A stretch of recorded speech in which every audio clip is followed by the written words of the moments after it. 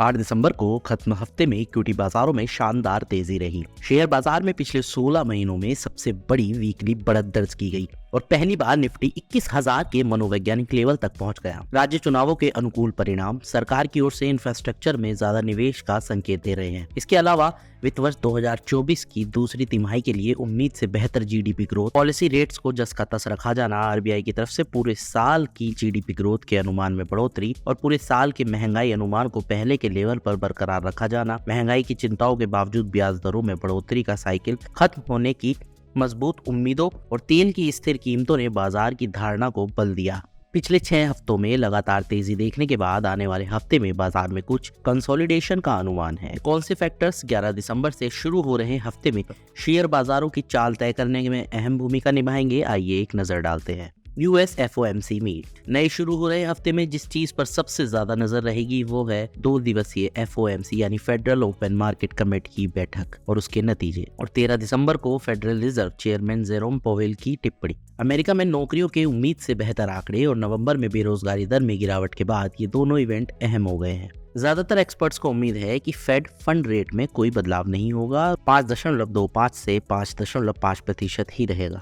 Expert लगातार गिरती महंगाई को देखते हुए दर में कटौती की साइकिल की शुरुआत के समय को लेकर संकेत के इंतजार में है। हालांकि अमेरिका में महंगाई अभी भी फेड के 2% टारगेट से ऊपर है। कुछ एक्सपर्ट्स का अनुमान है कि दरों में कटौती पहली तिमाही के आखिर या 2024 की दूसरी तिमाही की शुरुआत से शुरू हो सकती है। FOMC long time economical growth अनुमानों और ब्याज दर के अनुमानों पर अपना नोट भी जारी करेगी। अमेरिकी महंगाई। मार्केट पार्टिसिपेंट्स की नजर एफओएमसी की बैठक के नतीजों से एक दिन पहले यानी 12 दिसंबर को जारी होने वाले अमेरिकी महंगाई के आंकड़ों पर भी रहेगी। विशेषज्ञों के अनुसार नवंबर में मुद्रास्फीति और मुख्य मुद्रास्फीति क्रमशः 3.2% और 4% पर स्थिर रहने की उम्मीद है। अगला फैक्टर है वैश्विक आर्थिक डेटा यानी ग्लोबल इकोनॉमिक डेटा। यूरोपीय सेंट्रल बैंक और बैंक ऑफ इंग्लैंड अगले हफ्ते 14 दिसंबर को ब्याज दर पर अपने फैसले की घोषणा करेंगे। इस दर में किसी बदलाव की उम्मीद नहीं है। ये 4.5% और 5.25 रहने की ही उम्मीद जताई जा रही है।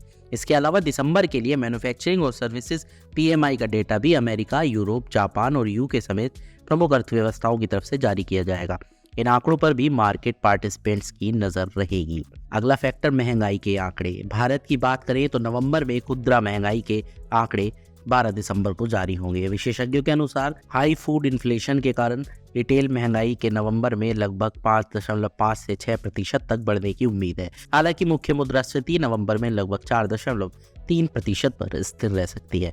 अक्टूबर में रिटेल महंगाई 4.9% रही थी। 12 दिसंबर को ही इंडस्ट्रियल प्रोडक्शन और मैन्युफैक्चरिंग के आंकड़े भी जारी किए जाएंगे, जिनके बढ़ने की विशेषज्ञों को उम्मीद है। नवंबर के लिए थोक महंगाई के आंकड़े 14 दिसंबर को सामने आएंगे, वहीं जबकि 1 दिसंबर को खत्म 15 दिनों की अवधि के लिए बैंक लोन और जमा वृद्धि, 8 दिसंबर को खत्म हफ्ते के लिए विदेशी मुद्रा भंडार और नवंबर के लिए व्यापार संतुलन डेटा 15 दिसंबर को जारी किया जाएगा। FII flow. विदेशी संस्थागत निवेशकों ने दिसंबर में जोरदार वापसी की और चालू महीने में अब तक लगभग 10,900 करोड़ रुपए के शेयर खरीदे।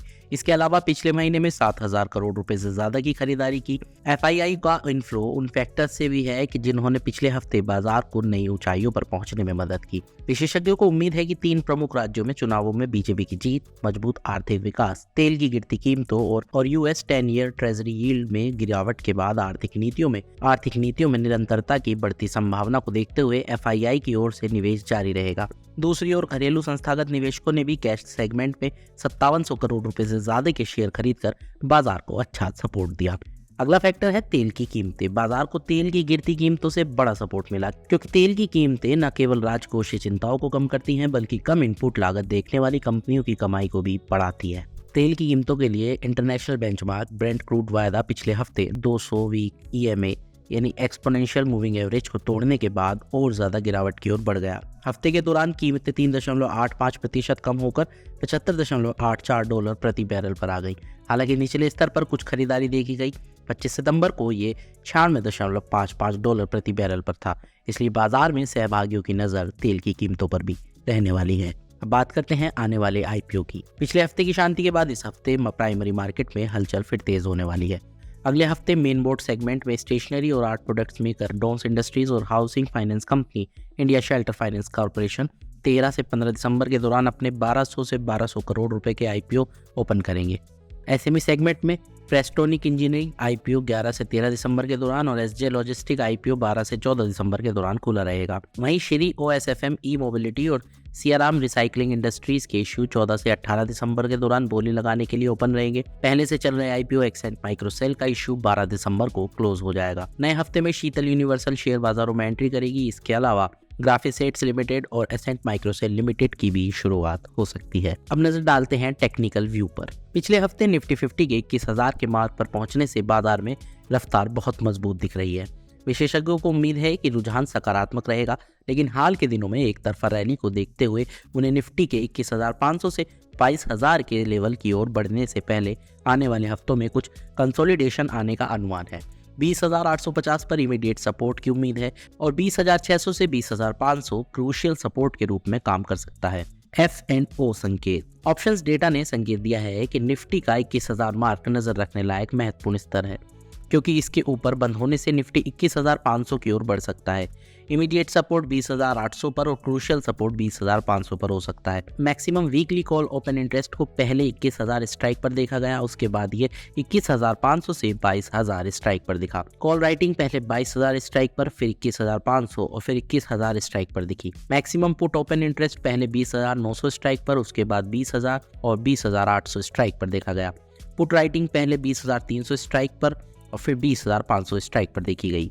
Corporate actions and earnings. अगले हफ्ते इन कुछ बड़ी कंपनियों पर नजर रखी जा सकती है। Steel exchange India limited, Sudev industries limited, Bharat petroleum corporation limited, दिहानी tile and marbles limited, robust hotels limited, safari industries India limited, SIS limited, Sonata software limited, Rashtriya chemicals and fertilizers limited, fortune international limited, Hindustan zinc limited, TMO productions limited, Asit C Mehta financial services limited, Somani ceramics limited.